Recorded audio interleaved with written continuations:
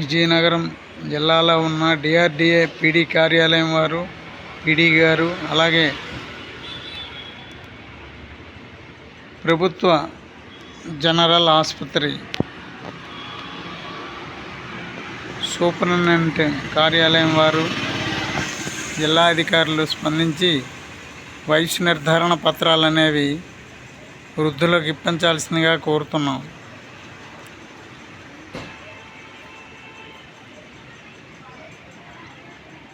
వయసు నిర్ధారణ పత్రాల కోసం అని చెప్పి అడిగితే జిల్లా కలెక్టర్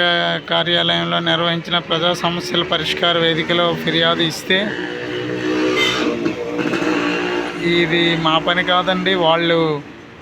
డిఆర్డిఏ పీడీ గారి కార్యాలయం వాళ్ళు చూసుకోవాలి, మాకు ఇది కాదు అని ప్రభుత్వ జనరల్ హాస్పిటల్ వాళ్ళు చెప్తున్నారు. డిఆర్డిఏ పీడీ కార్యాలయం వారు ఏమంటున్నారంటే, ఇది మా పని కాదండి, వయసు నిర్ధారణ పత్రాలు ఇవ్వాలి అనుకున్నది జిల్లా జనరల్ ఆసుపత్రి సూపరింటెండెంట్ కార్యాలయం వాళ్ళు చూసుకోవాలి అంటున్నారు. అందువల్ల ఈ రెండు శాఖల్ని జిల్లా కలెక్టర్ గారు సమావేశపరిచి